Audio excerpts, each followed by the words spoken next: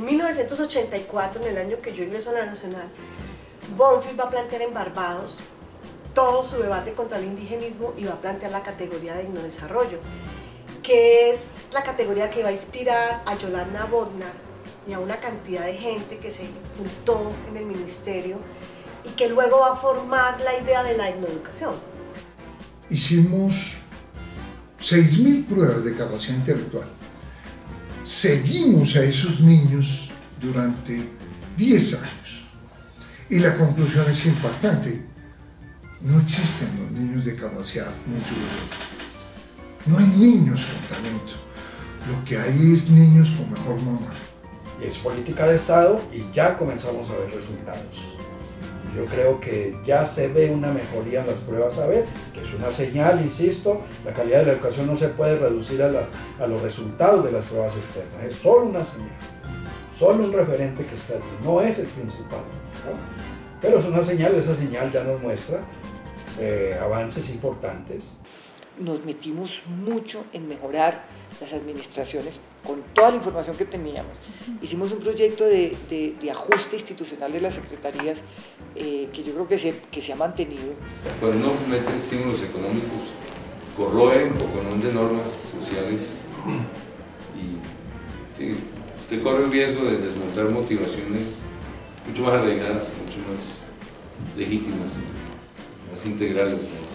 Como en Colombia no hubo pedagogía, no ha habido pedagogía, no existió, en la Colombia no había pedagogía, en el 19 no había pedagogía, en el 19 hay pedagogía en Brasil, Argentina, en algunos países de América Latina, en Colombia no hubo pedagogía, hasta la de Nieto. Y la de Nieto es una pedagogía muy institucional, muy metida en el gimnasio, no fue movimiento social.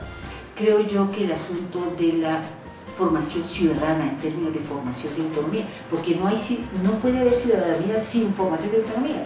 Y lo que hice fue conectar a científicos como tutores con niños y jóvenes. Eso también era muy poco explorado en el país, funcionó. Comenzamos a expandirnos y pasamos de 3.000 a 8.000 escuelas.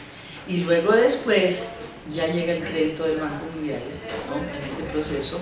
Entonces llegamos a la universalización de la primaria en Colombia, a 20.000 escuelas rurales. Eso fue una machera. Para mí es la violencia. La guerra sí que afectó al movimiento pedagógico, porque los maestros comenzaron a ser asesinados. Precisamente eso se inicia a los 2 días de haber terminado el Congreso Pedagógico en 1987. El maestro surge. El maestro no es la evolución de unos sujetos anteriores, es la aparición de una subjetividad nueva. Y surge en unas condiciones precarias. Un maestro siempre será sorprendido por la realidad.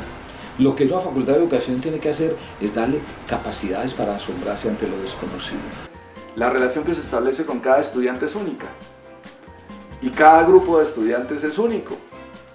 Y pensar en una homogeneización, pensar en un programa igual para todo el mundo, pues era una cosa absolutamente escandalosa si uno podía pensar la educación como interacción.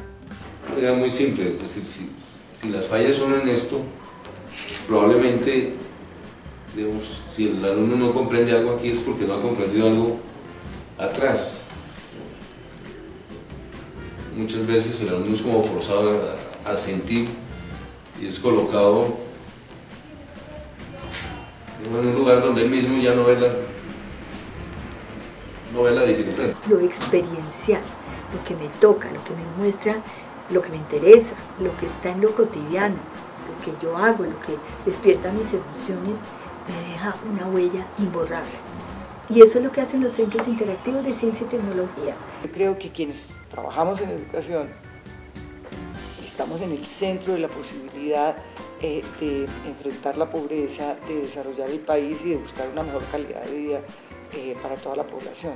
No es suficiente hacer cosas bonitas en una escuela. Es importante crear motivaciones y provocaciones, no metodologías. Motivaciones y provocaciones que sean capaces de contagiar entusiasmo en grandes comunidades. Y el título de maestro no es para que se lo dé a uno en la universidad, para que uno se lo gane con con que los estudiantes van diciendo, este es un maestro. Y eso es lo que yo quisiera ser o haber sido. Y ustedes que quieren ahora seguir en esta profesión, no aspiren a que si el título es licenciado o tecnólogo o PhD, ¿no? ¿Me van a recordar como maestro? Comenzamos a hacer una crítica de las facultades de educación. Una crítica de las facultades de educación. Con este planteamiento, las facultades de educación son las instituciones que comienzan a desarraigar al maestro. Son las primeras.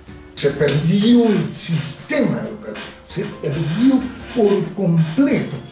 Y la universidad tiene un agravante, es la menos consciente del problema.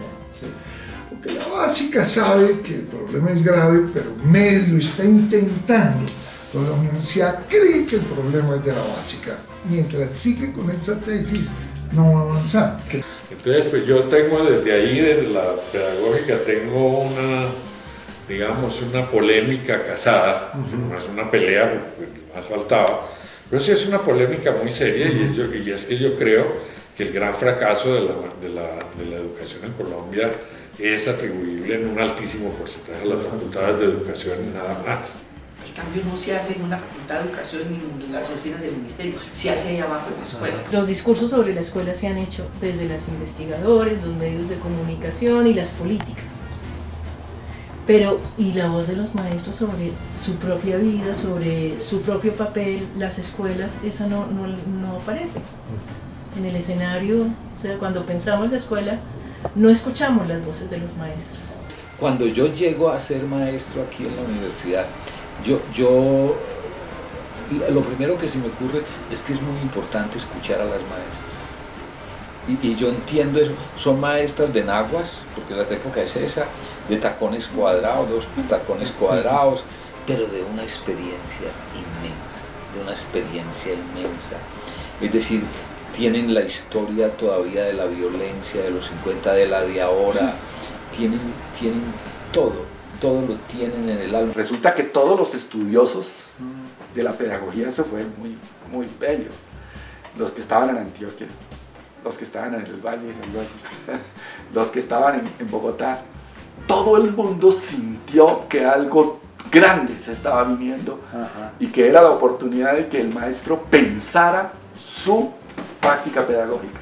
Entonces, el comenzar a colocar en los movimientos populares la necesidad de la escuela, la necesidad de construir, fue llevando a decantar lo pedagógico y a construir, a pasar de lo que serían las pedagogías activas a unas pedagogías más desarrolladas en la línea de la educación popular. Este movimiento prácticamente reta a FECODE que FECODE ¿dónde está? FECODE ¿qué dice la reforma curricular? Sí. Y entonces, obvio, hay un grupo, un sector de FECODE que dice, vamos a hacer una huelga nacional contra esa reforma curricular, la manera de responder, clásica, tradicional de un sindicato, obvio. No, ahí surgió otra forma, dijo, no, pongamos la reforma curricular del gobierno nosotros, nuestra propia voluntad de reforma, hagamos un movimiento pedagógico. Esa es la fuerza. Y ahí surge, entonces vamos a un Congreso Nacional, el Congreso fue muy pues, histórico, muy simpático, porque por primera vez, entonces la discusión era entre un movimiento pedagógico y una huelga, para resistir la reforma. En medio de la crisis del movimiento pedagógico, Expedición Pedagógica recoge la herencia del movimiento pedagógico y recoge la experiencia. Entonces, en ese sentido, la Expedición Pedagógica es parte del movimiento pedagógico colombiano, no es una cosa aparte. Y yo lo que digo, la ley de 1904 es una traición al movimiento pedagógico, no es la ley, no es el movimiento pedagógico. La ley de 1994 es una ley de la globalización, es parecida a la de España y es parecida a lo que en ese momento en Europa se estaba pensando que era la educación. La educación como servicio, la educación como comunidad, la educación como PEI, como proyecto educativo institucional, la educación como el estatuto profesional del docente, todo eso es globalización. Al hablar de taylorización y al mostrar esa analogía y al mostrar cómo se perdía la autonomía del educador, de alguna manera se hizo muy transparente una problemática que los maestros sentían un poco instintivamente, en el sentido de que estos del ministerio cada vez nos ponen cosas nuevas y nos toca acomodarnos a lo que ellos están planteando. Pero en esa discusión la ganó el movimiento pedagógico. Cuando llegó la Ley General de Educación a las comisiones sextas de la Cámara, pues, caso único en Latinoamérica, le quitaron la potestad curricular al Ministerio de Educación y por lo tanto todos los 15 años de trabajo en los programas de matemáticas a la basura. Ahora no queda ni una copia ni un ejemplar en el centro de documentación del Ministerio. ¿Qué podríamos hacer para contribuir? Y aparecen distintas ideas y la idea que domina es la idea que creáramos una institución, y lo digo muy intencionalmente, que el ministerio no pudiera controlar. Y lamentablemente el tema de la educación, pues que es, por lo menos desde las declaraciones que se hacen, que es lo fundamental del país, pues cualquiera puede ser ministro de educación. Cualquier ministro que llega quiere volver a empezar desde cero y decir que todo lo anterior estuvo mal. Cualquier gobierno apenas se posesiona quiere lanzar un plan de desarrollo para revolucionar la educación como si no hubiera habido nada antes.